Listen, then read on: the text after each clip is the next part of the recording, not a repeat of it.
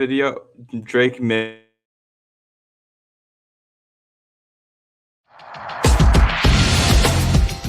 You're listening to the Patriot Nation Podcast.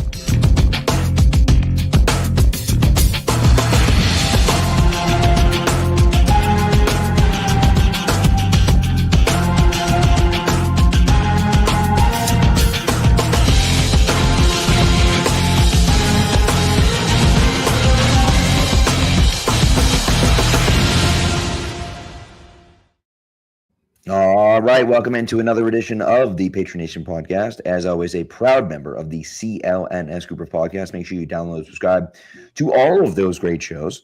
But tonight, it's the Pats Nation Network here. And sorry, we're a little bit delayed. We're watching that insane ending to the Bears-Rams game. But we are here to talk about your New England Patriots heading back to the AFC Championship. It's been a long 5 years, a long, dreadful 5 years. It's been a little longer than 5 years, but it's been a long time. And, we've suffered for quite a while, but that suffering is finally over. And the Patriots are back where they belong in the AFC Championship. I can't believe we're back this season of all seasons. It feels incredible. It's pretty wild. It's pretty wild. Yeah, it's pretty wild when you look at it. And I just we talked about it on here 100 times. We've talked about it 100 times here. We had them at 8 wins, right? We had them at 8 wins before the season started. And, for us, it was one of those things where it's like, hey, let's see what happens. Let's see where they go from here. And everything is broken right for them. Not only is everything broken right for them, but they also just keep winning and they keep playing well. And, Greg Bedard was kind of talking about this a little bit on the postgame show. I think he's on Sports Hub, but he was saying, you get some of that luck, that 2001 luck, right? In 2001, in order for the Patriots to get the number 1 seed or the number 2 seed, and get a first round bye, there was 97 things that had to happen, and each one of them happened, including the Jets winning a game in the second to last week of the season where they had absolutely no reason to win and they won anyways. And it was, all those things happened, including, David Patton getting knocked out cold in Buffalo and fumbling the ball. But the ball happened to touch his leg while his head was out of bounds. And so therefore it was Patriots ball still because he was out of bounds. He was touching the ball out of bounds. It was just insane. Just insane luck that happened over and over again. And so for me, you've seen a little bit of that this year, right? There's been some things that have gone the Patriots' way, right? The schedule is broken right for them at times. They fumbled the ball a good amount here in these first 2 games. And the Patriots have scooped up quite a few of them, right? I really think back to the one last week against the Chargers where, Jared Wilson comes flying in and recovers that.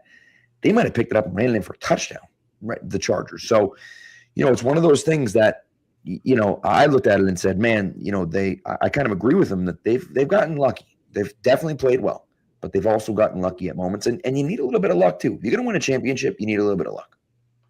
You do, and I also thought the Patriots made their own luck today in a lot of ways. The driving force of this team this year, all year, has been the offense. Yeah. Because of Drake May and his ascendance here that really happened kind of all at once in the first month of the season. And I think, on our pessimism about the team this year was basically, we don't think they're a bad team, but we think that there's going to be some ups and downs for May, and he'll get where we want him to go, but not immediately. Well, he just got there immediately, and the offense carried them all year long. And the defense looked good, but largely against bad teams. Yep. You get to the playoffs here, and again, you play 2 teams with bad offensive lines and no Nico Collins and, no Trent Brown, all kinds of that stuff. But the defense has been making opponents pay for their own shortcomings. You saw that with the pressure and the blitzes last week against the Chargers. And then today, just being in the right spot at the right time against C.J. Stroud and this offense time and time again. And, it's a turnover performance. We're 22 years to the day from the 2003 AFC Championship game at home against a team from the AFC South in the snow at Gillette Stadium, and it happens again where you get the 4 picks and a fumble. It's literally the exact same turnover performance. You just don't have 3 from the same corner. And this time you get a pick 6 out of it, which you didn't have the first time around. Just unbelievable performance from that unit. Yeah. And that's, the defense just stepped up so well. CJ Stroud was running for his life the entire game. I mean, just running for his life. And they brought some blitzes, but for the most part, it was really just the 4 guys up front, and every now and again they bring an extra guy, but some twists, some games, some stunts, and chasing it felt like they ran that fake wide zone to the right. And then Stroud would either roll to his left and come off it or go straight back. And Chasen, to his credit, was all over it all night long.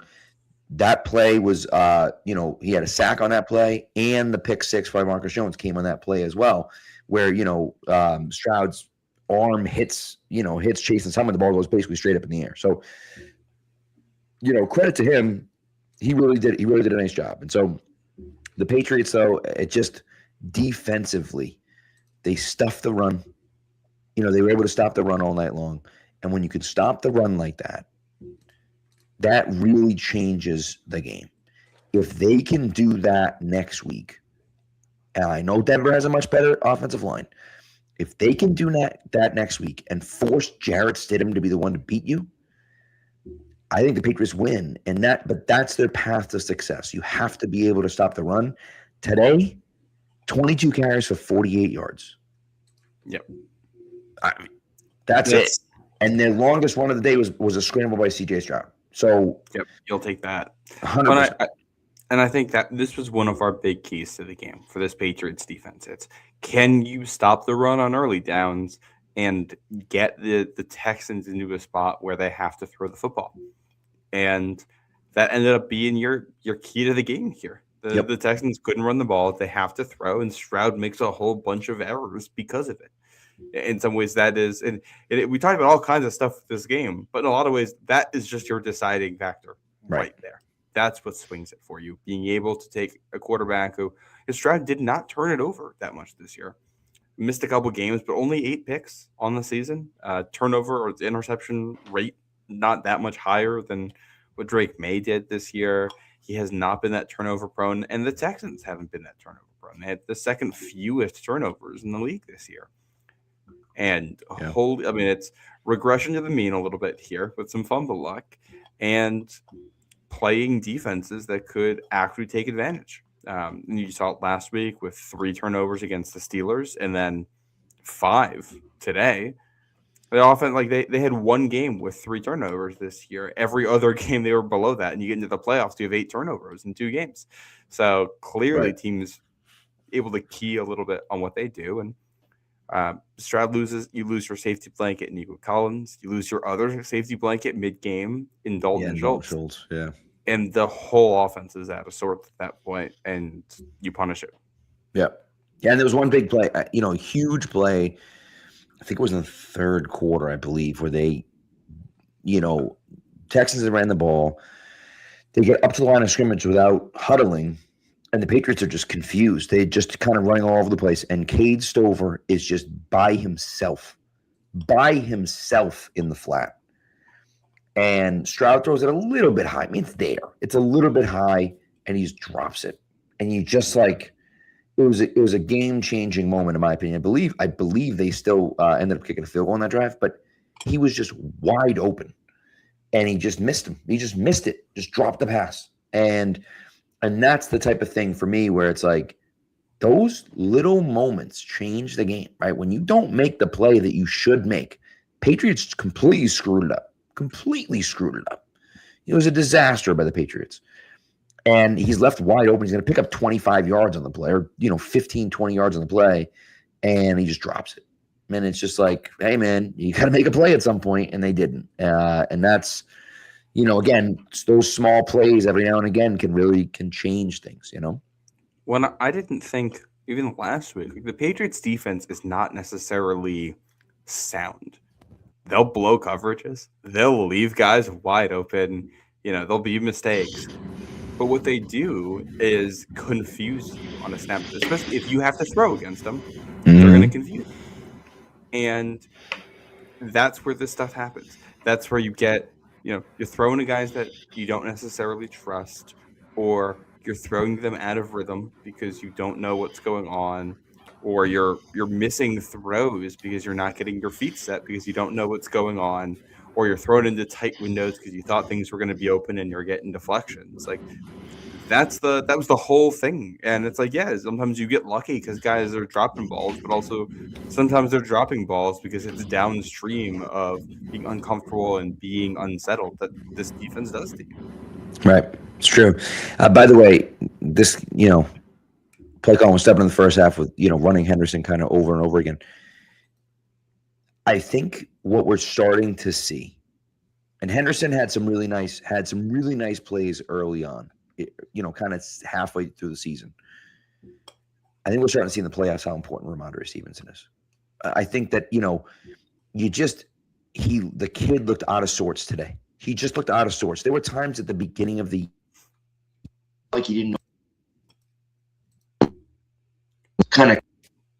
Pat, your audio is going in and out, Pat. I don't know what's going on with the mic. While Pat figures that out, yeah, I mean, Ramondre Stevenson was incredible for the Patriots today, and relatively speaking, he, especially being banged up, being able to give you some real reps at running back there is massive, and having two backs that you feel comfortable with that you can alternate between. When one gets hurt, you can go to the other one.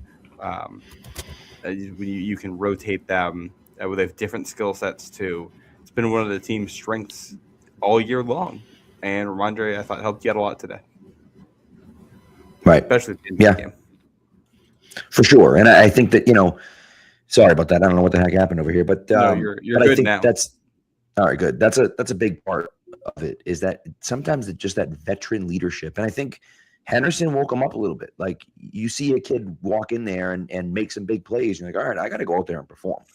And Mondre's done a great job of doing that. So, next week's going to be tough. And we'll talk about next week kind of as we get on. And I know, Patriots are 5.5 point favorites already. They opened as 5.5 points favorites, which is wild. And I know Denver's got their backup quarterback in there. I know Jarrett Stidham's not very good. Denver's a very good team with a very good offensive line. That's a big deal. It's a big deal that they have a really good offensive line. So we'll see. Well, look at this. Eric over here is going. Look at this. Going to awesome. Denver. Let's go, Eric. That's dope. Love to see that. I'm so jealous. Me too, man. That's fantastic. I love to see it. Have the best time out there. Denver's a place I've always wanted to go and never been to. They played in Denver a few years ago, and I wanted to go. The Christmas Eve game? But it was the Christmas Eve game, so I couldn't go. It was Christmas Eve. What am I supposed to do? You know what I mean? But that's so cool that he's able to go there. This is now after the 2005 season, the Pats played at Denver in the playoffs. After the 2015 season, the Pats played at Denver in the playoffs. Now after the 2025 season, they're playing at Denver in the playoffs. So, book your airfare for 2035 now. That's right. Let's hope that this one ends a little bit different than those two did. The last couple, yeah. 0-3, by the way, in Denver in the playoffs, at least under Belichick and Brady. With some weird games in there. Very weird. Yes. Of course, the Ben Watson play, everyone remembers. And Asante Samuel reminding people. I forgot about the pass interference. The refs basically gifted the Broncos two touchdowns in that game. Which is crazy. 2013 game, Denver was just clearly the better team. And at that point, and that's fine. That 2013 Patriots team was not that good. Everyone was hurt. It was a mess. Yeah, that was a rough year. And then 2015, Broncos clearly the better teame, and yet Brady and Gronk still are almost too much to overcome. What an insane catch by Gronk! What just an insane play overall, and the touchdown was ridiculous. Speaking of insane catches, I know we're kind of bouncing all over the place. Speaking of insane catches, the Kayshon Boutte catch is the one that everyone's going to kind of talk about because it was a one-handed catch that it was just like insane. The Stephon Diggs touchdown catch is one of the single best catches I've ever seen in my entire life. It's unbelievable. It's unbelievable how good that catch was. And the hand strength is out of this world. Yep. And it's all 3 touchdown catches. May throws 3 touchdowns today. I think we'll back it up and start with the first one. Cover 0 blitz on 4th down. You get pop one-on-one with the safety. And I don't know if you could tell in the stadium, Pat, but the defender, blanking on the name, he gets his hand on the football. He deflects it on the touchdown, and Pop still catches it with the bare hands in the bad weather there. Takes it to the house. Reminding me a little bit of the Deion Branch touchdown against the Jets on Monday Night Football in 2010. Same end zone, 4th down early in the game.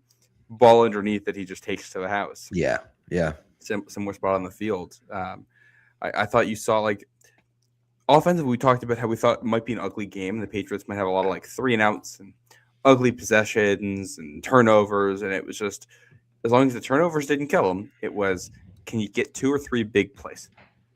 And they got the 2 big plays. You get the touchdown to Pop, and then the unbelievable one-handed touchdown catch by Kayshon Boutte, and the amazing touchdown catch by Stephon Diggs, which came after back-to-back RPO glance plays to Kayshon Boutte. Yes. Which you don't get any like 40-yarders in there, but you get a string of big plays in a row. And if you told me before this game that May was going to get 3 touchdowns, I'd say that's enough, and it was. Yep. Which, by the way, Matt, to your point here, the Patriots had 1 single drive with over 6 plays. 1. Yep. And that 1 drive was a 6-minute drive in the 4th quarter where they were basically just killing time. Yep. And that makes that's how this game was going to be. Like last week, the Patriots had 10 possessions. They had 9 in the first half. They ended up with 15. Both teams ended up with 15 on the game. This is what we talked about during the week. If game script wise, this was going to be a very different game than the Chargers won, even though both these teams had similar statistical profiles. They do play differently. And I think you saw that. I think we knew the Patriots were going to have a lot of really ugly possessions, and it's just, can you get, like, you're going to have a lot of bites at the apple. Can you just get a couple of the big plays? And they made them. May did not have his best game, but they made the plays they needed to make. And what's crazy is that May didn't have his best game. Going into today, no quarterback had thrown for more than 2 touchdowns in a game against the Texans this year. Drake May was the first to throw for 3. And so, yes, it wasn't a great game. Yes, he was under fire, and Will Campbell's got to be better. And, Jared Wilson, I thought, was fine, but not great. And he's got to do a better job of kind of feeling that and seeing that from Will Anderson. But at the end of the day, he throws 3 touchdown passes. No one had ever done that against the Texans this year. And that, is enough to win the game. So Goalie also asked a question about Boutte playing with Stingley. Boutte did play with Stingley, I think only for 1 year.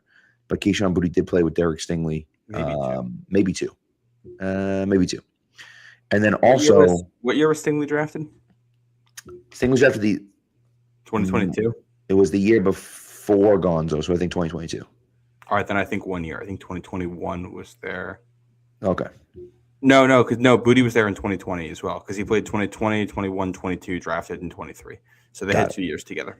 Okay, so there you go. How about that? And then stat of the night. Here's the stat of the night right here. Since entering the league in 2022, Marcus Jones leads the league in non-offensive touchdowns with 6 now. He is an absolute weapon with the ball in his hands. Of course, I referenced it earlier. Caleb Von Jason forces the bad throw from C.J. Stroud when he hits his arm. Ball basically goes straight up in the air, and Marcus catches it and rumbles into the end zone for a touchdown. Kind of gets dragged into the end zone. By the face mask. By the face mask. That's what they didn't call. That's the play of the game, too. 100%. Like, when you look at the situation where that happens, I don't know what the feeling was in the stadium, but I know, like, at home, the feeling was, all right, the Texans, you get a 65-yard drive. You do get a pick, but they had moved the ball a little bit on that drive, and then they get the touchdown after the turnover. You're down 10-7. The offense can't do anything, and now all of a sudden the Texans have the ball back. Right. And it's just that feeling of, all right, well, if they do it again, and it's 21, would it be 21-7 or no, 17-7? 17-7 if they were to score a touchdown. Yep. Yeah, Yep. if it's 17-7 before the Pats are touching the ball again, we already see what the offense looks like early with basically one good play, and that's it. This could end up turning into a rough afternoon because they're going to be able to get after May, and you're going to have a tough time. And to immediately flip the script there and, get a pressure, force Stroud into a bad throw, punish the bad throw because they hadn't done that early. Stroud's throw, the one thing on those first couple of drives is that Stroud was not playing well. Right. He was just getting lucky. And if to actually take advantage of that, and then, we all know why that Marcus Jones jersey is up behind you. It's because of the playmaking ability that has been so evident in his play style going all the way back to college. And once you get the ball in his hands, there's no telling what's going to happen. 100%. And so I'm not on Twitter today. For those of you that don't know, my Twitter was hacked this morning at like 10 a.m. Someone hacked into my Twitter. They changed email. It's a disaster. So I'm working with X to try to figure that out. Hopefully I get it back. We'll see what happens. But June Lee tweeted out today, and I just loved it. You sent it to the group chat. I loved it. I'm going to read it right now. It says that my favorite Patriots are the players who fit the team ethos regardless of era. Troy Brown, Julian Edelman, Kevin Falk, Vrabel, Bruschi, Marcus Jones is one of those guys. Yep. He is. Marcus is one of those guys where it's like he could have played in 01 on that team because he's just a guy that makes plays. That's what he does. And he just does it over and over and over again. And you need him to make a play in the running game, he'll go make a play in the running game. You need him to make a play in the punt return game, he'll make a play in the punt return game. You need him to get an interception and return for a touchdown, he can do that too. It's just he does all those things. And it just, goodness sake, it's just unbelievable. He's awesome. He's so awesome. And having him on the team is great. It is really great. And the Patriots are lucky. So again, you look at he didn't get off to the best start either because he gets beat by Christian Kirk for the touchdown. He was having a rough game. Yeah. Yeah. And that was one of those, that play was the Justin Herbert play 4th and 2 from the first game, the wild card round where it's near the goal line. We're going to bring the zero blitz, man coverage, and we're betting that you can't make the throw under pressure, and pressure doesn't really get there. Right. Marcus Jones has good coverage if it doesn't make the best play on the ball. And Stroud did what Herbert could not do the week before, which is put the ball in a spot where the receiver can make a play on. And he does, and you get the touchdown. And I think one of the things we said this week was Stroud's not a better quarterback than Justin Herbert. But in one game sample, in a playoff game, Stroud can play better than Justin Herbert did the week before. Right. And that was also that moment of, man, he's not playing well, but if he's going to do that, that might be enough. Right. And to immediately turn around and have the awful decision to throw that ball under pressure, and then Marcus Jones getting revenge, and that's like wiping out his own mistake on the coverage before, which is a defender. You don't usually get an opportunity to literally match the points on the board. Yeah, I agree. There's a discussion going on in the chat between a few of the guys about Marcus Jones returning kicks. It is interesting for me. I it's something that I've thought about a little bit. It's something that I wonder if they would try. I think the big thing for them with kick returns is that they don't want a starter back there. And they had Williams back there. I think Kyle Williams is a mistake to have back there. He's got zero wiggle. He's fast, but he's just straight line fast. He can't juke anyone. Marcus has the ability to juke some guys.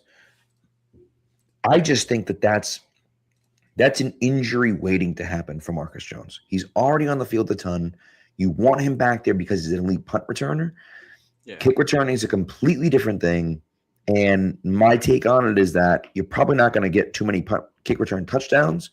I'd rather have a running back or a wide receiver back there. And I like the idea that it's a running back. Chisholm's fine. He's going to get you the 27 every time. Whatever. It just is what it is. I don't, listen, can Marcus Jones return one for a touchdown? I do think that he gives you the best chance out of anyone on the team right now to return one for a touchdown. I just don't know if it's worth it based on how much you rely on him to play defense. I also think the kickoff returns a lot more like an offensive play, just the way it plays out.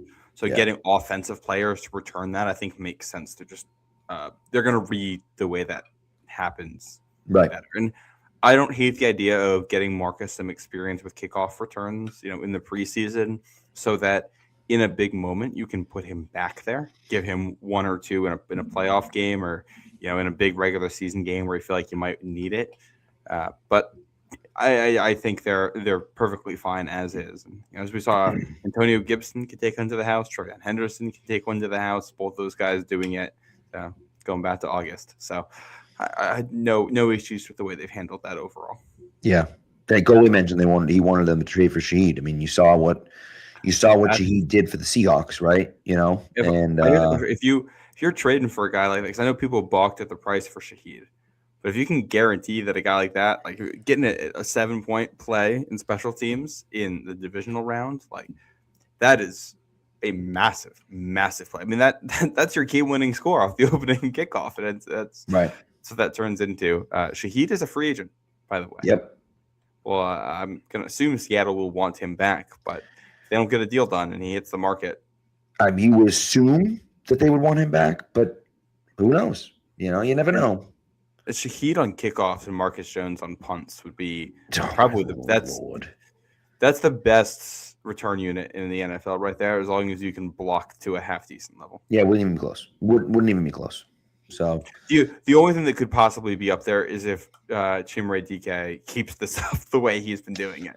It's a good point. And then, on both then ends. You might have what those two do in one player. But, right. It's pretty unbelievable what he was able to do this year. So. Yeah. Can we talk about coaching for a second in this game?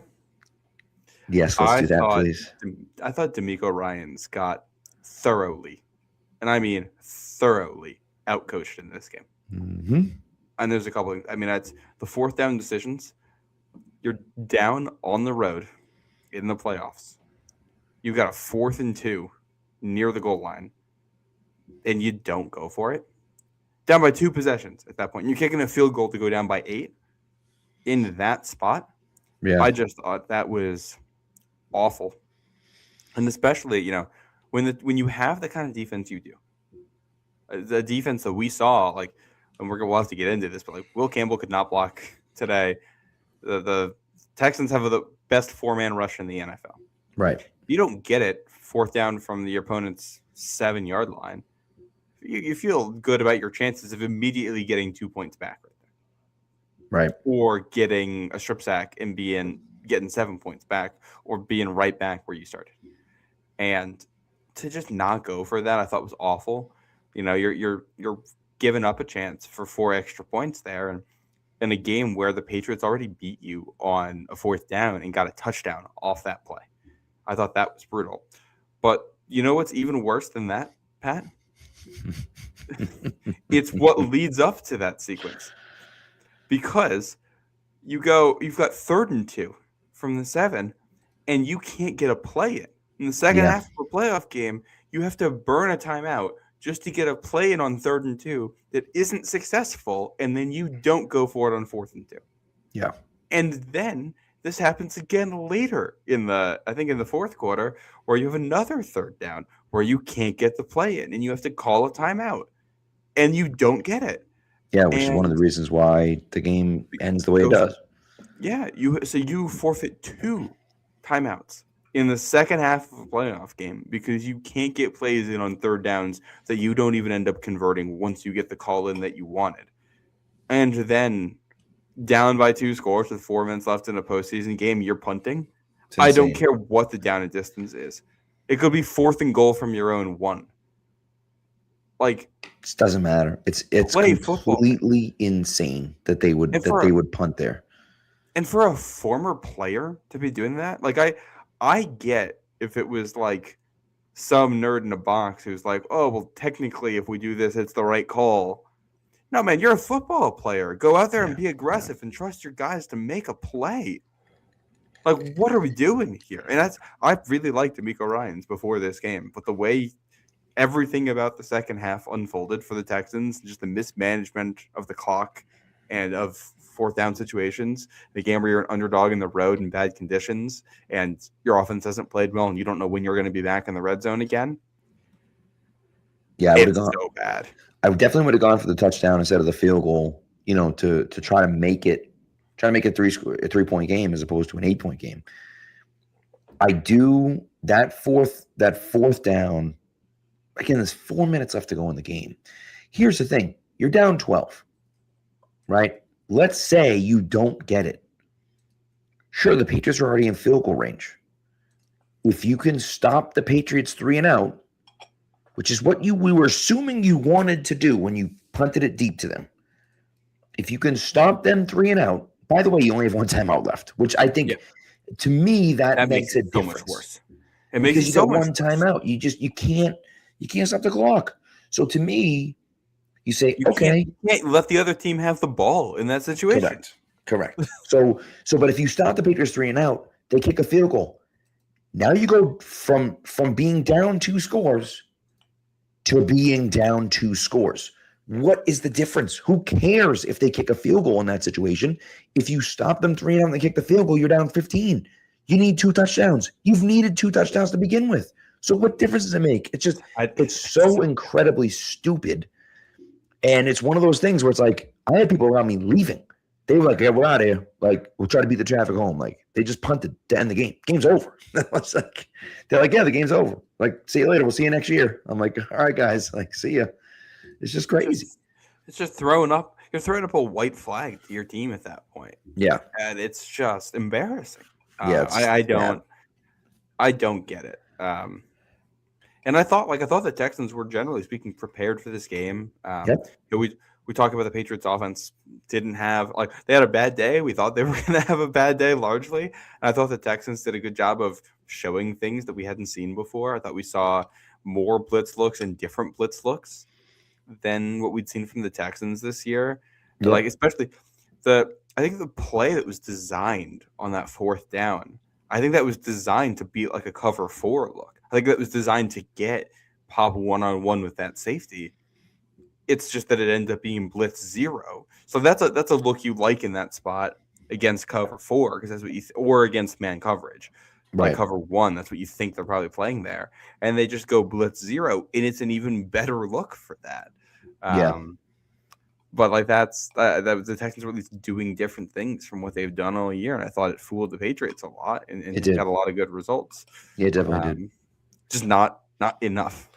I think the Texans probably. I don't know if you told me before this game May's going to throw 3 touchdowns and only the Patriots get a defensive touchdown and the Texans don't. I said 95% chance the Patriots are winning that game. Absolutely, yeah. Yeah, I mean, 28 points is enough against this team. And it's the same thing next week. It's the same exact thing next week. If you could score, you could score 24 points against the Broncos, I think you win that game. As long as they don't score at least 1 defensive touchdown, you should win that game with 24 points against the Broncos. We'll see.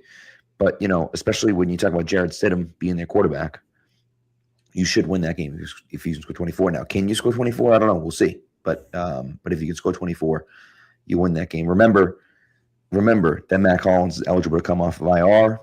We'll see. We'll see if he actually will be healthy enough to come off of IR, but he is eligible to come off of IR this week if he's healthy to be out there. So we'll see. So do you want to do an ad break and then we'll get going second half? Yeah, let's do it. All right, this episode is brought to you by Prize Picks. Whether you're starting a new routine or making player picks the first time, trying something new can be hard, but in life and on Prize Picks, it always feels good to be right. With high-pressure playoff matchups every weekend and elite hoops action almost every night, the action never stops, and Prize Picks lets you take control.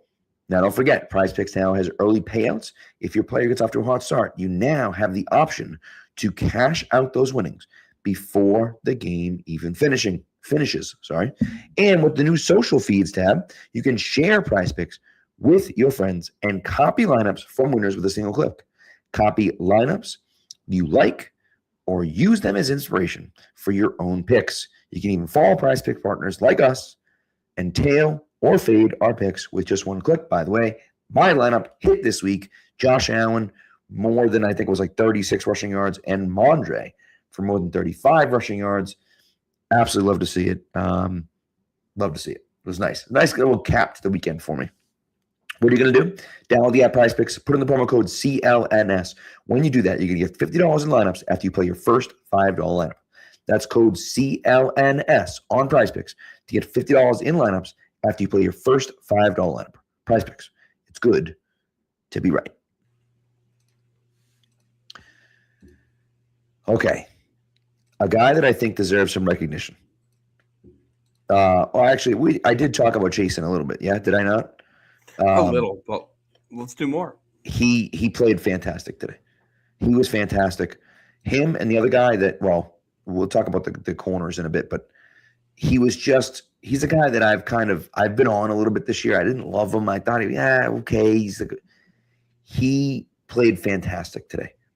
He was all over he was up in Stroud's grill multiple times, forced the pick six from Marcus Jones, finally got a sack. I mentioned that, they ran that fake stretch to the right, and he was all over it, waiting for Stroud multiple times. And again, got a sack on one of them and forced some bad throws on another one.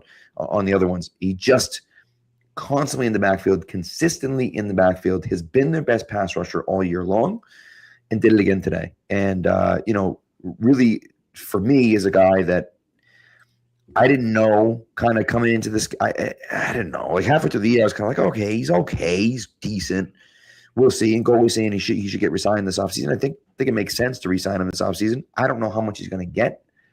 Yeah. I actually look at him as a guy like, remember the Patriots had Mark Anderson? This is years ago. Remember they had Mark Anderson, and he had like 10 sacks for the Patriots, and then he signed this big contract somewhere else, and he did nothing after that. I worry that Chasen is a guy like that. I do like him out there. I think he's a good player.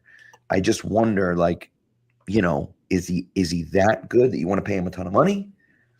Maybe not. I think I like Chason. I think he has done a lot for this team. He's a big part of why the defense has played well in the playoffs, and hopefully will continue to have big games.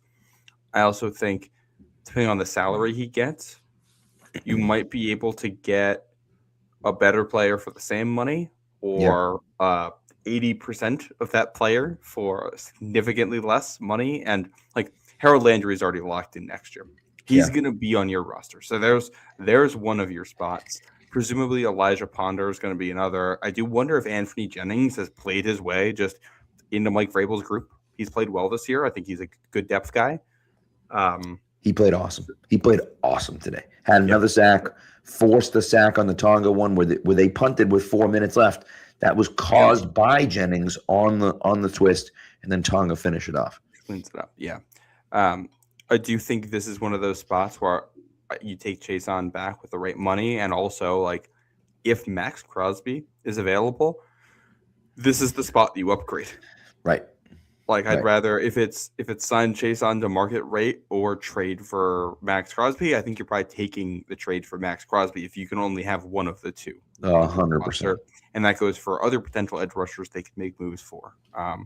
But I do think that's looking ahead a little bit. Here and now, Chason's on the team and playing awesome ball. Yeah, and he's been the best edge rusher on the team as of late, with Landry battling that injury and just not getting like the other guys are. Ponder is an undrafted rookie. He's played well given his status, but he's a backup. Anthony Jennings is not a pure pass rusher. You've gotten more from him than I think you expected as a pass rusher here in the last couple games. I think so too. Yeah, but Chason's kind of the leader of that group. His jump off the ball, I think, has been fantastic, which helps. And against the Texans line that's depleted right now, dealing with injuries at tackle, you needed a big game, and you got a big game. Yep. It's true. So, we'll see if they can continue doing that. Other guys on defense that I think deserve it. Christian Gonzalez, I thought was fantastic today. I don't know how many catches he gave up. Led the team in tackles. Had a forced fumble. Almost had another forced fumble. He just is around the football. Just kind of has a nose for the ball. Had a pass breakup. He's just a great player. And Carlton Davis had 2 picks today, right? Where it's just like Carlton Davis is a guy that, I think a lot of Patriots Nation doesn't like him. he's kind of the second corner, and people are always complaining about him and stuff. And he gets called for a lot of penalties. Which that pass interference by him was ticky-tack at best, I thought.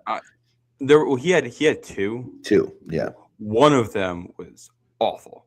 The other one was the exact same call that Davis has gotten called for like 4 times this year. Yeah, where he's holding the guy's hand, right? Grabs the trailing arm, and it's like, all right, whether or not you think that's a good call, you've gotten flagged for that like 3 times this year. So like, I don't really want to. Yeah. Right. Just stop doing it. I know the guy's pushing you. I know he's trying to push off, but like, stop doing that. Drives me crazy. But he did have 2 picks. Played hard in the running game, did leave with an injury, so we'll see kind of where that leaves us. Looked like he took a shot to the head trying to make a tackle. He did. Yeah. So we'll see what that means, if he would have gone back in, but the game was already over. I don't know. So when I want to pick up on that, because like how the secondary played today, like Christian Gonzalez is what I would call like a low event corner.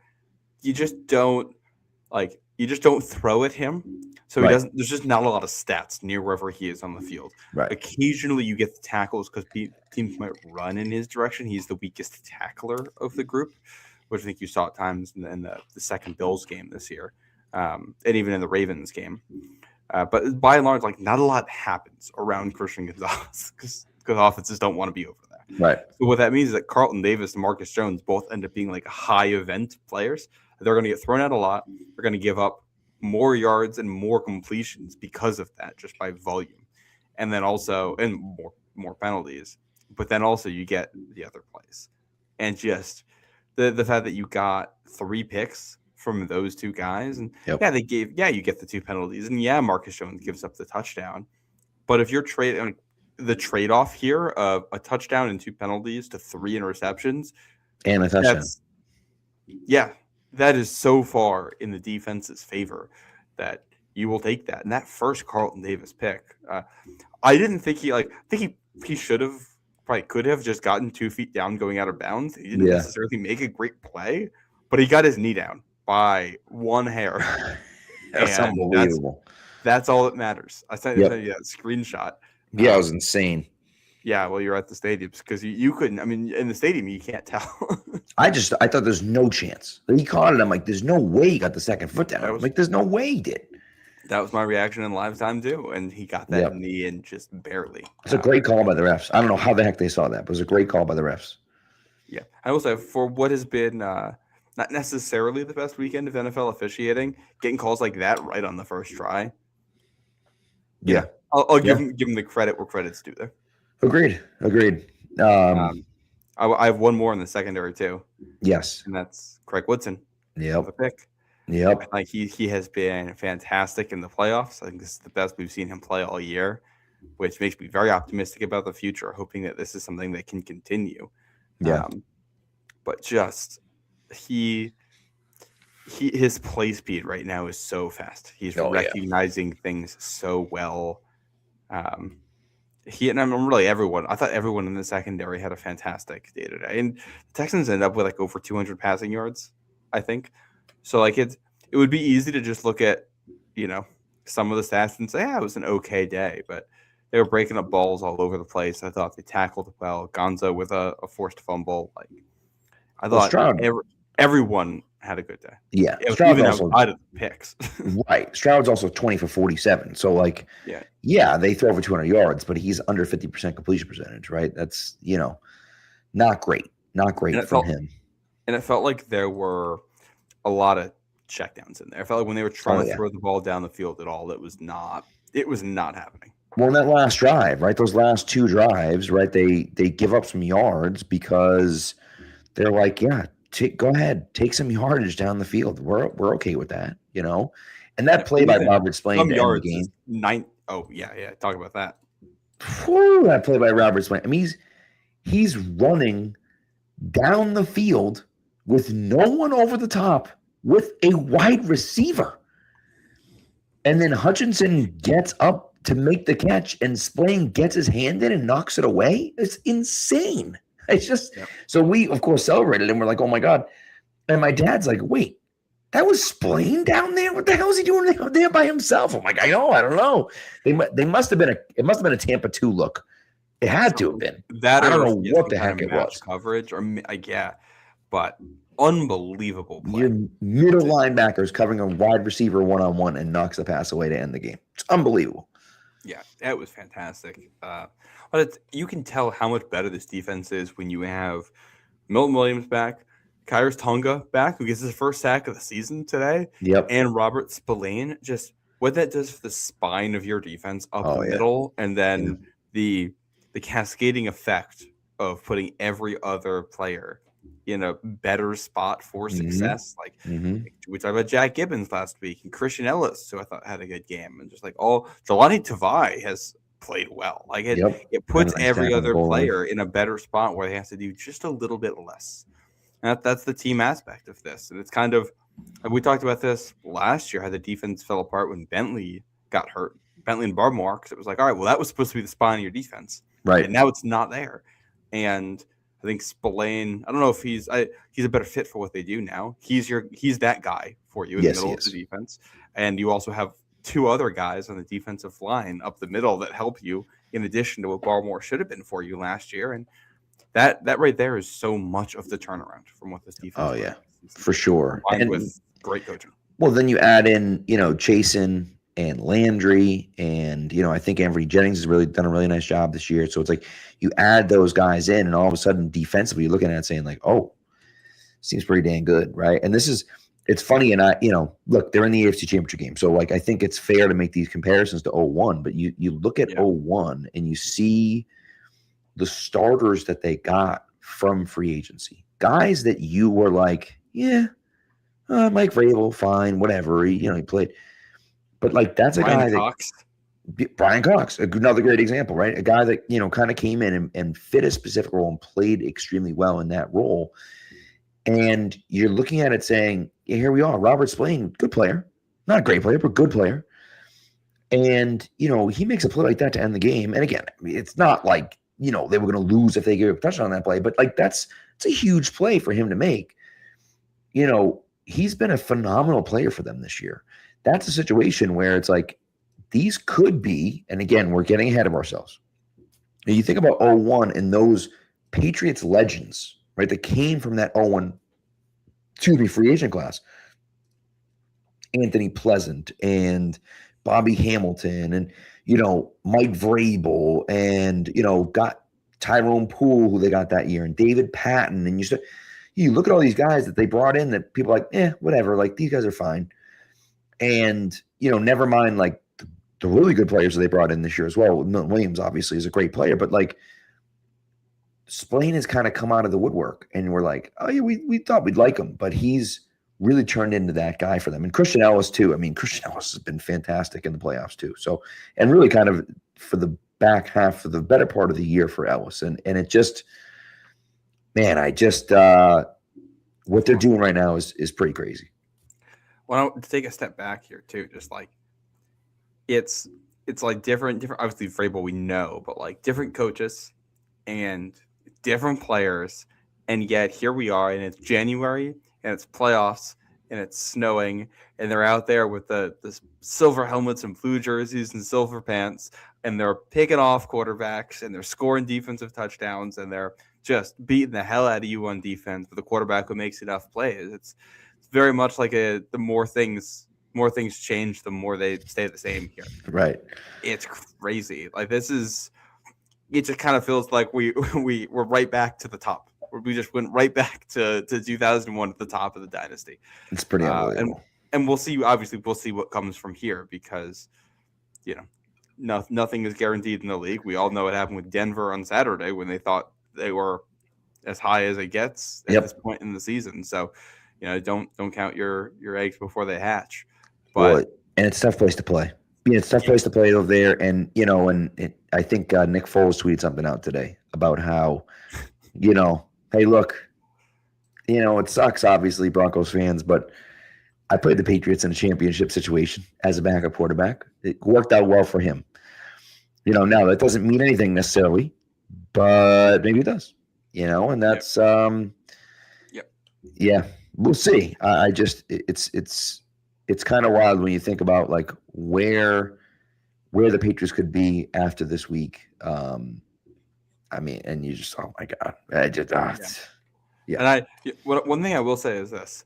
My primary reason, going way back, my primary reason for being upset with the Trevion Henderson pick back in April was that I just didn't think they were close enough to being a contender to be worth taking a running back that high, just because your best value-wise, your best years for a running back are always on that rookie deal.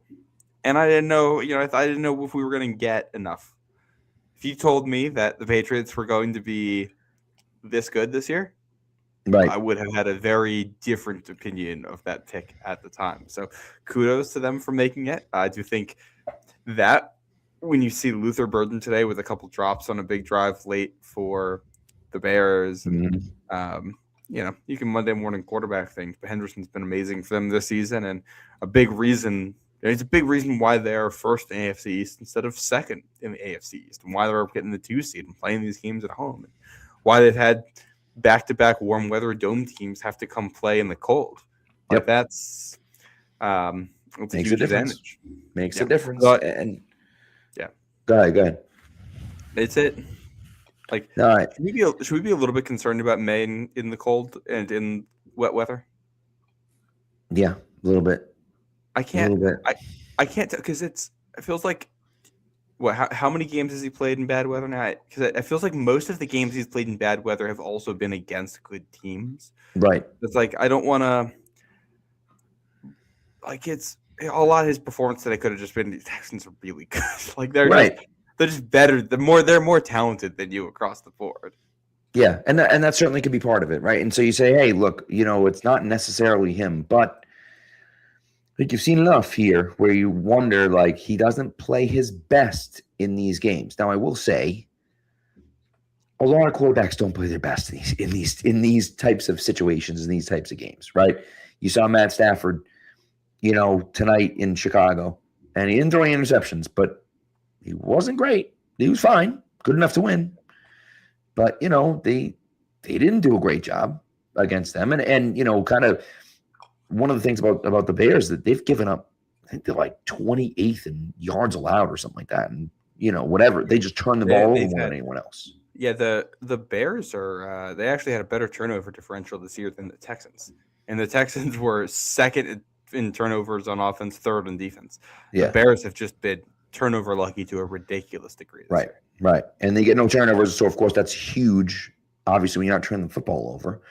But, it's outside of that, Stafford was fine, but not great. And so it's like, okay, well, and he's not necessarily great in tough weather. And Caleb Williams kind of had a little bit of a tough game as well. And of course, he had that insane play, on fourth down, but then it has through multiple interceptions as well. So listen, no one's great. I would say, like, no one's like perfect in those bad weather games, but it is a little concerning that you're going to be playing cold weather games in January, hopefully for a long time to come. Drake may need to play well in those games. So he's got time to get adjusted. He does. Well, I was like, you look at the stats today, like the overall numbers are not great, but 3 touchdowns is massive. Mm-hmm. That wins you this game effectively, and the turnovers aren't great, but the pick is a Hail Mary pick. I don't really. Right. That doesn't mean anything. The fumbles, too many fumbles. Right. Some of them 4 were on fumbles him. A lot. Yeah, too many. Some of those are on him. Some of those are not on him. But there's one real quick one in there that's 100% Will Campbell. And I do wonder. We can have a Will Campbell discussion at some point. He has not played well here in the playoffs. He was also battling a serious leg injury, and is the type of thing that you can be cleared and healthy enough to come back from without actually being 100%. And I'm going to guess that's part of this. And it's also Will Anderson. Will Anderson does that to fully healthy Pro Bowl tackles. So. Correct. Yeah, and it's tough. I thought I was surprised that they weren't giving him any help. I was surprised that they just left him on an island for the most part. And then when they started helping him in the second half, he looked a lot better. But it was just that first half, he's just by himself, and he was getting beat. And that's look. He's done a really nice job, I think, of even when he gets beat fast by someone, of being able to get out and push him away from the quarterback, right? And kind of run him around the quarterback. And he just wasn't able to do that today against Will Anderson. Didn't get him enough depth. Yep. When I did think, like, I thought the Patriots were searching for long stretches of this game for something that could delay the pass rush. We saw them trying it with a couple draw plays early. Yep. That didn't end up working. We saw it with screen passes, and they had a little bit of success early, and then that died off pretty quickly. And you go straight drop back, and that's tough against them. You're gonna have a hard time. And I think this is one of the things we talked about this week is that they're just when you go against a defense that's that talented, at a certain point, all you can do is ask for your players to win one-on-one matchups. That's just whether that's Will Campbell winning or a receiver winning down the field or someone breaking tackles. That's kind of what it has to come down to. And it's not about doing it a lot. You're not looking to do it 4 or 5 times in a drive to get down the field. You're looking to do it once or twice in a drive and score a touchdown. And that's what they were able to do. And that's to have 3 of those touchdown drives. It's huge. It's huge. And I will say 20% of your drives on the day were touchdown drives. Yeah, it's not bad. And at least 2 of those, you'd really say 3 of those drives. One of those drives is the Hail Mary at the end. And then 2's the kneel downs at the end. And the third one is that 6-minute long drive starting from your own territory, which you punt, but I would consider it a success with how much time you take off the clock. Hugely successful drive. So, like, in drives where you're really going for a touchdown, they're kind of 3 of 12, 25%. Yeah, it's not bad. Against this defense, I think you have to be very happy with that. I agree. I was disappointed with Drake's ability to throw the ball deep. Obviously, he had the great touchdown pass to Kayshon Boutte. That was a great throw. Obviously, a phenomenal catch, but a great throw as well. He had Kyle Williams twice down the field. And he's got Lassiter one-on-one. He's got a step or 2 on him. And May just throws it out of bounds. And I would like to see Kyle Williams come up with at least one of those. Right, his ball tracking skills is usually very good, so I was disappointed he couldn't come up with one of those catches. But if May leads that closer to the numbers in the sideline, both of those plays are touchdowns. He's going to step on Lassiter. If that's in stride, just throw it up. Just let him go get it. Instead of throwing him to the sideline there, just let him run. And I think that makes a huge difference. Those could have been huge turning points. In the game where it's like Kyle Williams catches a 70-yard touchdown pass from Drake May, and it's just like, yeah, he's got the speed to do that. They left him one-on-one, and it's like he's wide open, right? He's got, he's NFL wide open. He's got a step and a half on him. Step and a half is enough for Williams to pull away and score a touchdown. So that, the ball tracking skills I wasn't happy about, and Tony mentioned that, like, the ball tracking skills isn't great. Kyle Williams had a good game. No. There was one of those that went off his hands, too, that it would have been a difficult catch, but that's my want to catch it. And I'm not happy with Kyle Williams on that either. I think the ball tracking skills wasn't great, and he should have caught that one that went off his hands. However, May made it a more difficult throw than it had to be. It didn't have to be a difficult catch. Just lay it out for him and let him go run to it. And then he's probably scoring a touchdown on both of those plays if you do that, because he's got to step on him, and there's no safety help over the top. He's scoring a touchdown, most likely. So that I was disappointed in that with him. And again, May wasn't perfect, but again, he throws 3 touchdown passes, right? He makes some nice plays. One of his runs for one of his first down runs where he breaks a tackle, breaks another tackle, and then runs for a first down. We've kind of patented play, and we saw Caleb Williams do that in the Bears game as well. But it's just like, he breaks a tackle, breaks a second tackle, and then picks up a first down on third down. Just like, no big deal, and gets out of bounds and doesn't get hit. It's just that's the type of stuff that we're used to seeing him do. And, we're going to have to see more of that next week too. But it's just, I'd like to see him clean up some of those deep throws because they're there. If you're going to play one-on-one against a guy, Kyle Williams, and his release package is good now. He's not getting jammed with the line. He had some really nice releases there. Ones today, yeah. And especially this was one of those matchups he gets scared about because they might be too physical for him, and they weren't. So that's a great sign. But the other thing too, this is May's going to have to make these throws. He might not be under pressure, but when you make those throws, like the touchdown to Boutte, you basically get one shot. Like you are dropping back, knowing I'm throwing the deep route, and you're going to take three steps and throw it, and hope that you don't get hit in that time. Right. And when you have to play like that, there's going to be like you're thinking of the pressure. The pressure is kind of already altering your decision making before you've even taken the snap. And when that happens, I feel like the accuracy is just always a little bit worse. Yeah. And also, like these are hard throws to make too, and that's why it's like I'll use a baseball analogy. You don't have to have a high batting average. You just have to have a good slugging percentage. Like, right. That's what you were looking for in those. And even with a couple of misses, you got the home run, and you just needed that one. So room for improvement, ways to be better, but still pretty happy overall. It's hard to argue about. So yeah. I don't know if we want to be done with this game. I have some thoughts on the Buffalo Bills I would like to share. Oh, yes. Do it. Do it. What an absolute loser franchise. I am so sorry. I got a couple of things here. You got a head coach who's voluntarily saying that he doesn't know what the rules are. After the game, volunteering that information. That he doesn't know what a catch is. Complaining about the review process. I'm sorry, but like insane. Like so every single rules analyst I've seen talk about the McMillan Cooks play has said clearly an interception. And if you go by, like, we'll just break this down. The rule book is pretty, like, I think we make the catch stuff way more complicated than it needs to be because it's pretty simple in the rule book.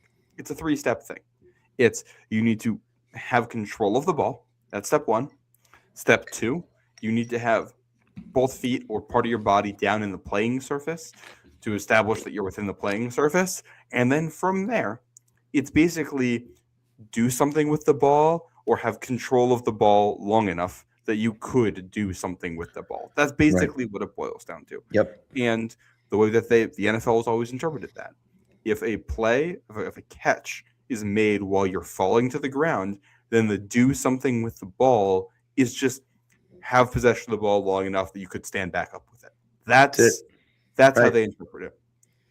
Both players in this end up with their hands on the ball and they're in the playing surface. So like A and B, steps 1 and 2, both players get. They both fall on the ground and one of the players comes away with it. In any situation like that, whoever comes away with the ball gets possession of the ball. If the receiver does, it's a catch. If the defender does, it's an interception. And if the ball comes loose and hits the ground, that's an incompletion. It's pretty straightforward, which is why they didn't take a lot of time to review it, because it was clear. It didn't take a long review. You can immediately see all of the things that you need to from one of the angles, and you play on. It's an incredible play from McMillan on a play that effectively just ends up being an arm punt, and the Broncos are in. But saves their season, and the game's over. It does. You know what I mean? Yeah. Yeah. But for the Broncos, they're pinned deep in their own territory where the defense has a lot of opportunities to still stop them and get the ball back. Yeah. I'd like to move on to the Trey White. I will say, can I just one thing that I wanted to say about that, just to add on to it, because I had a discussion this morning with some of the coaches on the staff. We're chatting about it and asking about it. I look at it this way, right? And it's really simple. When they turned over, Brandon Cooks no longer has his hand on the football. It's completely out of his possession when they turn over. Take the defender out of the play. Pretend the defender doesn't exist. If Brandon Cooks turns over and the ball is in the air and lands on the ground, it's an incomplete pass. I don't care. We're not even talking about it. No one's even discussing that. Yeah. And so just because the defender is the one that has the ball, Cooks isn't even touching it. Now, you could make the argument, just like they did with Marcus Jones, if they come to the ground and they flip over and they both have the ball in that situation, and eventually after wrestling with it, the defender ends up with it, they give that ball to the offense because they duel anytime they catch the ball at the same time, they always give the ball to the offense. That's what they do. Yeah. But that's not what happened here. Cooks lost the ball somewhere in transit. And again, it was a millisecond after they hit the ground. He's not touching it. It's just there's an angle. And there's an angle where you can clearly see exactly where he loses it and the defender takes it away, which is why you don't need an extended review for it. Correct. It's crystal clear on the video. There really is no debate on it based on the way it's officiated. When you combine what is the actual rules, the way they're written, combined with the quote unquote like case law of the NFL, which is just how do you interpret the written things using examples and stuff. There's really no doubt there. So for McDermott to make an ass of himself the way he did after the game in the press conference, and then following that up from the plane to call reporters to complain even more about it. So stupid. Yeah. And then you've got the Trey White portion of this. Offense, in my opinion, but that's, I think it's from a coach who knows he might get fired because he lost the game and he's trying to deflect to save it. Right. Also, you got Trey White. For your point, I'm sorry, you made the point about there being a loser franchise. I was wrong about the stat of the day. Maybe this is now the stat of the day from goalie. Fun fact, the Jets over the last 30 years have more AFC Championship appearances than the Bills and the Dolphins. Yep. The Jets. Yep. Anyways, continue. That's right. Yeah. Well, then there's the Trey White portion where you do have – so there's the first pass interference penalty, which I did not really like the call. I get why they called it. The Carlton Davis play we saw today where the defender grabs the offhand of the receiver when he's trying to catch it is something that has been a point of emphasis lately, and they've been calling a lot. And I didn't think there was enough contact there to justify a flag, but I think you can see the type of contact that would cause the official to throw it. Regardless, that doesn't matter because Joey Bosa decides that it's time to hit the quarterback well after the play. Insane. And the difference between those two penalties is 2 yards. The pass interference is 17. The rushing the passer would have been 15. So it really doesn't matter. And then Trey White decided it's time to get burnt at the line of scrimmage, and then in response to that, tackle the receiver with the ball in the air. Of course you're going to call that. And then to go and complain after the game and say, well, we gotta let the players play here and decide the outcome. We did, and you decided to commit a penalty, blatantly in front of the entire nation. So you've got Deion Dawkins out here tweeting still pictures of the catch thing. I'm sorry, if you're tweeting still pictures of someone trying to complete the process of a catch, you're being entirely disingenuous because that's not how this process works. You have to tell with a video. There's no other way to tell. There's a time component to possession. We're removing an entire dimension of this rule. Right. And it's just like, if you are bad calls will happen. I don't blame some of the players for just being pissed in the moment. That's fine. Of course. But to lose your mind to that degree and to have a total failure to take responsibility for your actions in that, it's just, and that's what losing franchises do. It's just like you have to focus. If you want to win, you have to focus on the things that you can control. And you have to stay narrowly focused on that because the other stuff will distract you. It's going to pull you out of that. And that is the clearest sign of all that McDermott needs to go. You just can't. Well, I hope he stays as Patriots. No, me too. But if you're the Bills owner now, I also wonder too, because I don't know how I feel about the candidates this year, and John Harbaugh's already gone off the market. Do you keep him around anyways? Because you're who am I going to hire? Raheem Morris? You know what I mean? Or am I going to just, Can I throw something out here? Sure. So if you're the Bills and you look at the problems they've had, what you are looking for is, I do feel like someone who can drive your offense a little bit more. McDermott's a defensive coach, and their defense has failed them time and time again in big games. Typically, in these situations, especially when you got a great quarterback, franchises are going to flip on this and say, all right, well, let's try the other thing. Let's go for an offensive coach. Right. And you've got offensive personnel that are I do think that the talent level of the offense gets understated. The receivers are awful. The fact that you are relying on Brandon Cooks because Keon Coleman can't play, although Keon Coleman did have a nice play. He did have a nice touchdown in the game. But you're relying on these guys because you've left on so many draft picks. Also, tight ends touchdown. Yes. But that's the end of it. The tight ends are great. The offensive line is great. Your running back is great. Your quarterback is great. What you need is someone who can hopefully take that and elevate everyone across the board with the quarterback to make things work.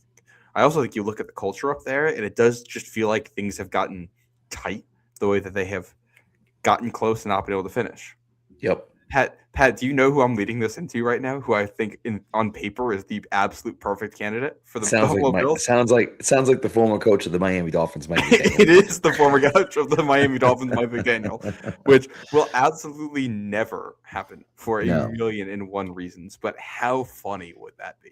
Yeah, I mean, it'd be nuts. And I do think if you're going to keep him on as head coach, which again I think is a mistake, I would either hire Daboll or McDaniel to be your offensive coordinator. Fire Joe Brady if they haven't already done that, and start over with a different OC, and then bring in better personnel and see if you can get something going offensively. I don't know.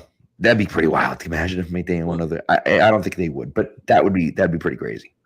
Well, I do think I think you got to fire the GM. I don't think he's done an awful job, but I don't think he's been good enough. Bad enough. Yep. I think there are a lot of issues with the Bills this year. Like, I think the primary reason why the Bills weren't hosting a playoff game this year is because of the GM and the way they built that roster. Yep. I also think, like, for some reason, there's a different narrative being pushed here, but a lot of it's Josh Allen. He's being asked to cover for a lot, but if the Bills beat the Patriots in Week 5, then they end up winning the AFC East, and they're the number 2 seed. Like, that one result switches. Why do they lose that game? In large part because Allen throws a red zone pick. Yep. Why do they lose so many of the other games? Because Allen's turning the ball over, and he does it again. Which is the other thing. Like, I have no patience for you blaming the officials for a loss like that when you turn it over 5 times. And sure, if you want to complain about the pick, it's still 4 times. Man, that's not okay. And James Cook's a good running back, but he had the most fumbles in the NFL this year for any running back. And that play before the half from Josh Allen is unexplainable. And he needs to make better decisions there. And, they're only in this game, I think, because of the roster around him, and that's on the GM.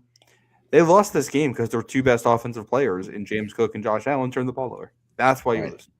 I have no idea what Josh Allen was thinking at the end of the half. Makes no sense. Put the ball away. What are you doing? It was insane. And that's one of the things about Josh is that he's a phenomenal player, but he has those, Edelman always calls them those doy plays where you're just like, what are you doing, dude? What would possibly possess you to do that? And that's the way it goes. So it's he gets the zoomies back there. He does. He kind of does. It's pretty crazy.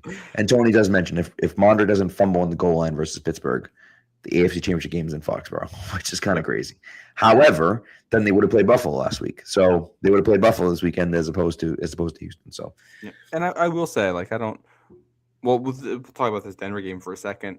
Denver did not necessarily look great on Saturday. No. I thought their offense looked decent. I thought Bo Nix looked good, and obviously he's not going to play next weekend. I do think the defense has gotten worse over time. Like, there was a point in this game where the Bills' success rate was like 99th percentile, and their offense was dominating except for the fact that they could not stop turning the ball over, which tells me if you can go up there, if you can run the ball in the Broncos, which they've been susceptible to, especially in the second half of the season, and you have a quarterback who can threaten with his legs, as long as you don't turn the ball over, you're going to score on them. I think the Texans defense is a tier or a half tier down from what Seattle's is. And then I think Denver's defense is like another tier down from that. Looking at the top of the league here, I think there's some pretty significant gaps in how they play. And this Denver defense has gotten exposed at points. They did play, a good game. It's an offense with a lot of talent in it. Sean Payton is a fantastic offensive coach. Yep. They can dial stuff up on you. Like, I think for Denver, I think they could score 17 on offense next week, even with Stidham, because I think you can. Oh yeah. I think with what do you call it? Just some of those designer plays and Sean Payton and getting you in things, they can score on you. I agree. So, yeah. I agree. By the way, shout out to Darwin watching all the way from Honduras. Thanks for tuning in. Appreciate it. Love it. I will say too, and Walkman mentioned this, that Bo Nix does not get credit for how well he played this year. I thought Bo Nix stinks. Every time I was like, no, Bo Nix stinks. Bo Nix stinks. And then it's like you watch him play and you're like, oh, maybe he's pretty good. I don't know. So he played extremely well this year. I was impressed with him. He played fantastic, I thought, or very well on Saturday. But, and Goalie kind of mentions it. He breaks his ankle on a play where he's like rolling out to the left on like a designed run that just clearly wasn't there. It was a bizarre play call to put your QB in harm's way in that moment. It made no sense to me. So here's the thing. He is a good runner and he's a good athlete. So, I mean, it's just like, especially that kind of thing. It was such a freak injury. Yeah. I almost don't know if you can second guess it because like that felt like that could have broken on anybody. That could have happened in the pocket getting stepped on. Of course it could have. Yeah. No, of course it could have. It was a bizarre play call. I think that the play call was a little strange, but, it's just me, but who knows? When I think Nix is simultaneously under and overrated. He has been very good in clutch situations. I think it's clear that when the game is simpler, when it's the 2-minute drills or things like that, he can play really well.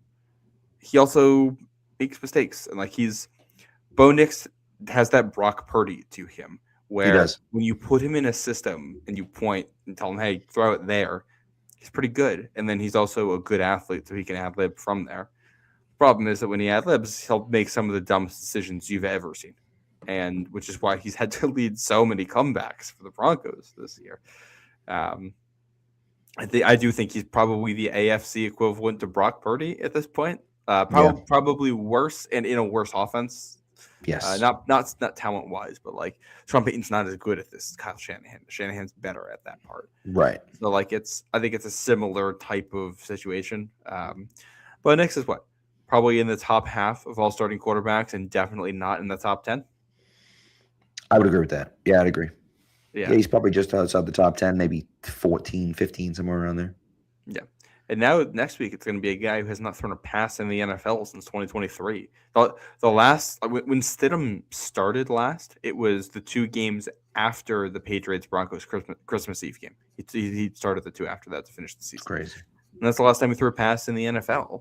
So, I do think the Broncos have a little bit of advantage probably in the first quarter because you don't know what they're doing. I don't know what they consider to be Jarrett Stidham's strengths at this point, and not knowing that, I don't know what types specifically of plays they're going to call to try to lean into that early and see if they can get something before you've caught on to what he's doing. I do think if it's a close game in the fourth quarter, I'm going to really like the Patriots odds because I think at that point you will have seen enough Stidham during the game that you have figured him out and you are going to make it work.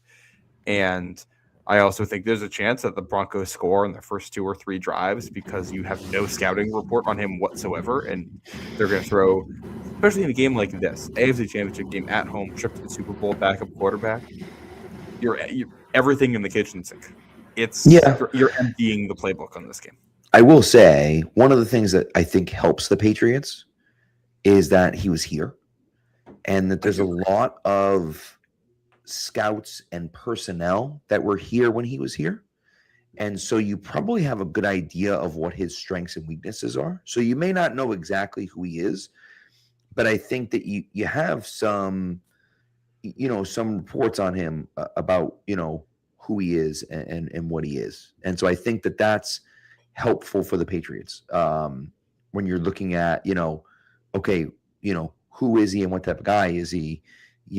We could figure that out, right? He was here with Josh McDaniels in 2020. So you kind of feel like, that gives you the opportunity, that you need. Was McDaniels here in 2019?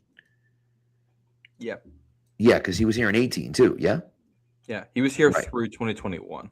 Yeah. Okay. All right. So I think that that's you should have you'll have a good idea of what they viewed Stidham's strengths to be when they in that 2019 season as the backup and in 2020 as the backup. I think the question is if he has done development with the Broncos behind the scenes that you haven't seen in that time period, that's where they're probably going to try and get you. Of course. Yeah. So that's going to be interesting next week. I feel like we got to talk about this Bears-Rams game for a second because that was nutty. This is one of the best playoffs of all time right now. Absolutely. It feels like every single game has been a close game and wild plays left and right. And The worst games have been, for the most part, the ones the Patriots played. Yeah, and the one last night was a stinker. I mean, they just got absolutely their doors. Even that was a stinker. At least that was in an interesting way. That was a full-on blowout in the type of way that you would like. That's true. Honestly, what the Seahawks did to the 49ers reminded me of what we've seen the Patriots do in the dynasty era coming out of the bye in that first game, where you just open a can of whoop ass on some team that is clearly worse than you at that point. Oh yeah. Coast into the conference championship. It's a good point. That's a good point too. So, but I mean, it just, this Bears game today was incredible. The play by. That's true. It's a good point. McDaniels traded for Stidham with the Raiders. I forgot that Stidham was in Vegas with McDaniels. No. So they actually got some familiarity with him. They probably have a good internal scout on him relative to other teams. Then that's a great point. Yeah. Daisy said it as well. So Daisy with a husky named Daisy. It's pretty dope. I like that. But that Bears game was wild, and it just, for him, right? For him at least, I looked at it and say, like, well, how many comebacks do they have this year, right? How many comebacks do they have this year where you're just like, this is their moment. This is what they do. And, he throws that insane fourth down play where it's just like, there's just no chance it's going to be caught. And then he catches it for a touchdown pass, and you're just like, oh my God. And then he throws the interception, and you're just like, what are you doing? And I think Collinsworth made it seem like he thought DJ Moore was going to keep running, and DJ Moore stopped. I just saw another angle on it, and DJ Moore is jogging the entire route. Yeah, that's rough. Which has been, I know this has been an issue in Chicago all year long. Yeah. So that's tough. The safety runs the route for him, and instead of Moore sprinting, the safety sprints, and it ends up as an interception instead of a completion. And what it looks like is a terrible pass by Caleb Williams. And, maybe it's really the wide receiver's fault and not Caleb Williams' fault. And that's tough. Well, the other thing with that, too, even if he's not supposed to get the ball there, if he's not supposed to get that ball, that's supposed to be a clear out route. His job is going to be to occupy the safety that makes the pick and take him out of the coverage. But he's jogging, so that's not happening. It's like, even if we give him a little benefit of the doubt there, that he does think he's not getting the ball, it still doesn't make sense. And I think that in that situation, they call that the love of the game route, where you're not getting the ball, but you have to run the route hard to force the defense to do something. Right. And just in overtime in the playoffs, man, after you've done that, to show that effort is a really, really bad look. I think that's Moore's last snap in Chicago. I think you're probably right. And he's made some really nice plays for them this year, but overall the consistency, and again, plays like that is just you can't have it. Just absolutely cannot have it. Yep. So, going back to the play to force overtime, that's the kind of play your buddy makes in Madden against you, and you're just so mad because you're like, that doesn't happen. Like, no, like a quarterback can't do that. Can't sprint 20 yards backwards and heave it into the end zone. Like they don't have the athleticism for that. Yet Caleb Williams just does it. Also, underrated aspect of that is how the Rams DB had no ability to track the football. It was insane. It was I thought it was 100% OPI. I'm like, how is he possibly that wide open? And it's like, nah, not really OPI. I mean, I know they're hand fighting a little bit, but it's not that bad. And all of a sudden, like, he's by himself. It's like, how's that even possible? It's crazy. He just that was me in center field in like fourth grade. But I didn't. That's why I didn't. Well, honestly, Williams reminds me a lot of Josh Allen. Because he has these splash plays where he makes plays that you're just like, how in the world did he ever do that? You feel like they're never done, right? They're never dead. Yeah. They come back. They have these crazy wins. They have these crazy games where they, make an insane play to win the game at the end of the game.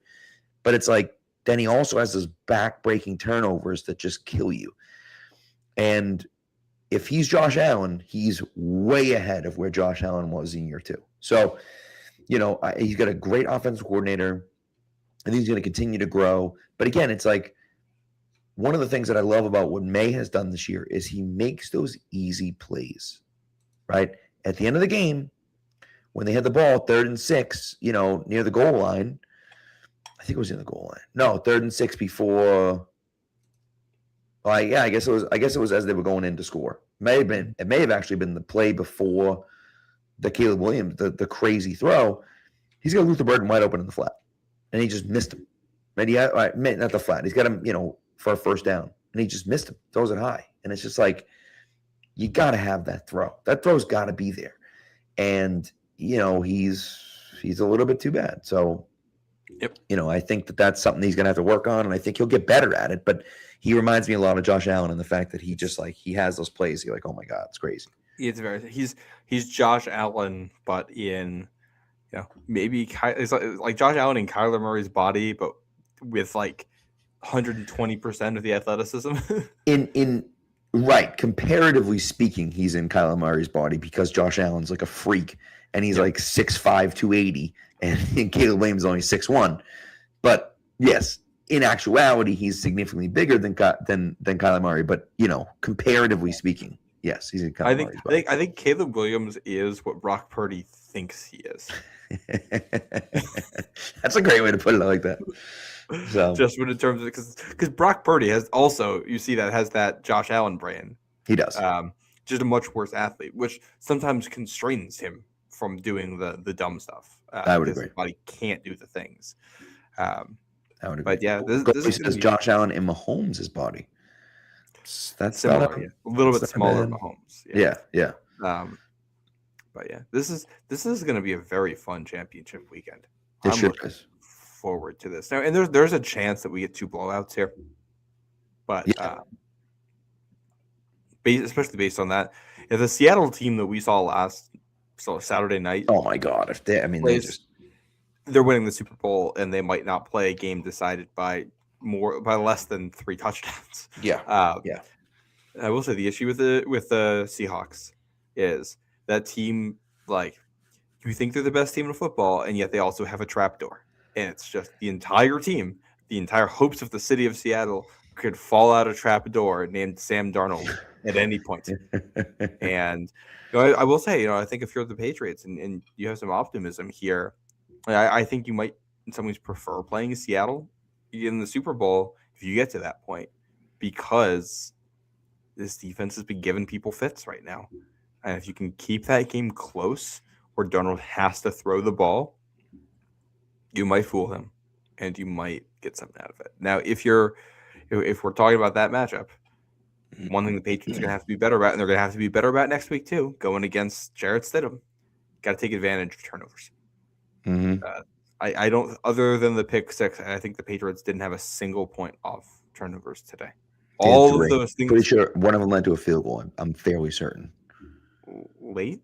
Well, the Patriots had 28 points, so there were no field goals in this one. Oh, yeah, you idiot. Right. You're right. Yeah. None of them led to points. And so they were basically all glorified punts, which is good. It's good to get the offense off the field, but one of the big benefits of a turnover is that you should be getting the ball in better field position than if you got it off of a punt. So you'd like to at least be getting 3 points out of those drives. And you do get the pick 6, which is nice, but next week against a young quarterback, I think I'd be disappointed if you don't force turnovers next week. Mm-hmm. And against a good defense, but a defense not as good as the Houston one, I would like to see them actually cash in on those. Because I think if you do that next week, instead of throws 2 or 3 picks and you cash in on those, the game could be put away at halftime or at least the end of the third quarter. I agree. By the way, on your Sam Darnold point, 12 for 17 for 124 yards and 1 touchdown. That was his stats last night. Didn't have to do much, and that's their 41-6 was the final. Yeah, and Darnold's not a bad quarterback. He's kind of like a lot of the other guys we've talked about. He's a good athlete. He can extend plays, and if you tell him where to throw the ball, he's going to make that throw. He's a very athletic guy. Yeah. If you put him in a position where he's going to play from behind and he has to consistently make a lot of throws against a defense that can scheme things up, that's your hope of beating him. Correct. And that's your hope of beating this entire Seattle offense. The entire thing is designed around the idea that you feel like you have to stop the run, and we're going to use that against you to throw behind you. 100%. So we'll see if the Rams are able to stop that this week. I do think if the Patriots get through, either Super Bowl matchup here is appealing. You're either getting the 2014 rematch and another really fun May versus defense matchup, or you're getting Patriots Rams in a third decade. And it's becoming one of the, like, you know, we think about like Steelers Cowboys. It's one of those like quintessential like NFL Super Bowl matchups. If you get Patriots Rams, this might become one of those where in 20, 30 years when kids are growing up and they're learning about the history of the league and things that happen, it's like, oh, remember all those good Patriots Rams Super Bowls and those franchises? Yeah, it's true. It's true. I will say, if the Patriots somehow get through, and they play Seattle, I think it would be arguably the most challenging slate of all time, just from a defensive perspective, right? You're talking about playing 4 of the top 5 defenses in the NFL on your Super Bowl drive. If they were to somehow win the Super Bowl in that situation, they'd have an argument for arguably the greatest offense of all time when you look at just what they were able to do in those situations against those teams. Because regardless of what the QB situation was, obviously, you know, the offense in LA is banged up. The offense in Houston is banged up. But it's like those defenses are legit. This defense next week is legit. I understand the quarterback's hurt, but like that's a really good defense. And then if they play Seattle, their defense is incredible as well. And so, you know, it's one of those things where it's like, yeah, sure. Like maybe they, you know, some things broke their way as far as, you know, health of you know, the guys out there and so on and so forth. But it's like to play those defenses to come away with wins is still impressive. And so, you know, it's one of those things that I look at and say, that'd be really cool. That'd be fun to have happen. So we'll see. Long way to go. But, you know, but we'll see what happens there. I also, before we go, you got anything else that you want to talk about? Only one quick note, which we'll dive into deeper when we do our Pats Broncos preview. Yes. But of these top defenses, the Broncos are far and away the worst at forcing turnovers this year. What we saw yesterday was an aberration for them on the season. And I do think a number of those plays were like Bills players doing stupid things. So like, yeah, not necessarily the defense taking things away. The McMillan play was sensational, but yes, Cook fumbling and Allen throwing a ball on the ground, like that's not the defense. So unless you get another uncharacteristic performance like that in May, with what he's done to the pocket so far this postseason in terms of holding onto the ball is an issue right now. But you should be able to control the ball a lot better this upcoming Sunday than the previous two, and honestly, either team you would face in a Super Bowl matchup. Yeah, I agree. It's a good point. Quick question here by Connor. The game is tomorrow night. National championship game, Miami or Indiana? Who do you got, Matt? Indiana. I mean, they have just been unbelievable this year. I'm not picking against them. They've been a wagon, an absolute wagon. I am excited. This is one of those situations where it's like Miami's got the best defense in the country. You know, is there a chance that Miami comes out and is able to stop that offense? Indiana's looked like they're unstoppable right now.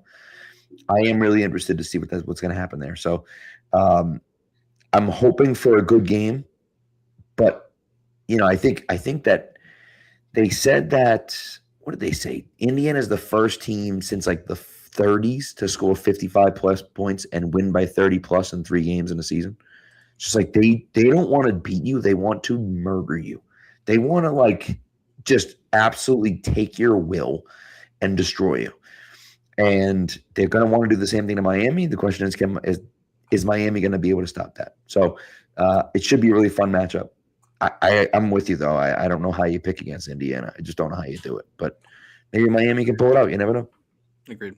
And one last note on the game. I don't know if you saw the post-game stuff or like the Vrabel meeting everyone going into the locker room. I didn't see any of those things. The best one, he and Jalen Hawkins, awesome. Hawkins, like they are like hugging each other, and I think they did like a chest bump or something. That's so good. Hawkins was fire in the Dubs video they do where they get all the players coming off the field too. He was fired up. We talked about what the safety group's going to look like going forward, and Hawkins and Woodson together have played very well. I think they have. Yeah, I think those are the guys moving forward right now. And maybe you draft a third guy, to kind of be a guy that can be a rotational piece for them in the third, fourth round again. But I think that I'm pretty happy with those two. And if Marcus Jones and Carlton Davis are your worst guys in the secondary, or your worst corners at least, you're pretty good about where you are. It's pretty good. Yeah, this defense is coming together at the right time. And then the other note on that, we talked about how we liked last year Mayo keeping the old traditions, and I do think it's nice that this group has their own now. I've come around on that big time. We got Vrabel in the locker room. They call out specific plays and players that they like, and they do like the one clap for each thing. Yep. I like that a lot. You got May starting to take more of a leadership role in the locker room, which you needed from him. And it's funny, you got him breaking down the huddle. That's something that even like Brady never really did that. That's something I think that's, a lot of times the defensive or special teams guys did that back in the day. So it's fun to have May stepping into that role. And it's clear this team has an identity. They have a culture. They really like playing together. It's a fun group. The slogan, we all we got, we all we need. These guys are fully bought in on that. And I'm not going to say we're playing with house money at this point. You're 120 minutes away from being Super Bowl champions right now. I don't care about house money right now. I care about winning that. Correct. But I do want to call out at this point, the fun group. Been a hell of a season. It's been a highly entertaining, and we'll see where the story takes us here. But it's highly satisfying season thus far. What I'll say, the big thing that I'll leave you on, is that if they lose on Sunday, I will be very disappointed. Yes, because I think they should win. Yes, I'll be very disappointed if they lose that game. However, the season as a whole has been a monumental success compared to where we thought they were going to be. They have pushed themselves so much further than where we thought they were going to be. And unlike Washington last year, I think they're set up to continue that with the guys that they have in the locker room. Now, again, we'll see what happens as far as holdouts and money and free agents and so on and so forth and everything else, right? And injuries and everything. But I think that they're set up for a long time. And I just think, what they've done is fantastic. Now they just got to go out and win another game. Win another game, get us the Super Bowl, and it's one game. Anyone can win, even if it's Seattle. So I can't wait. I'm so excited about it. So we'll see. Next Sunday, 3:00. Yep. Same bad time, same bad channel. Of course, it's not on ESPN, but you get the point. Same time, 3:00 again. So, and all these, their third AFC Championship in Denver, all of them have been the 3:00 slot too. They keep getting this early slot because it's in the odd years. So, and then you win that one. We're all sitting back the rest of the night just to see who we play in the Super Bowl, which is a fantastic feeling. Sure is. So we'll see. All right, anyways, well, we just past midnight. So thanks to everyone for tuning in. We appreciate you guys. It's been a fun season. It's not over yet. We got next weekend, so we'll be back with you on Thursday night talking about the AFC Championship game in Denver, Patriots versus Broncos. Enjoy. Have a good night. Be safe on the roads if you guys are in New England and you're dealing with the snow. Be good to each other and go Pats.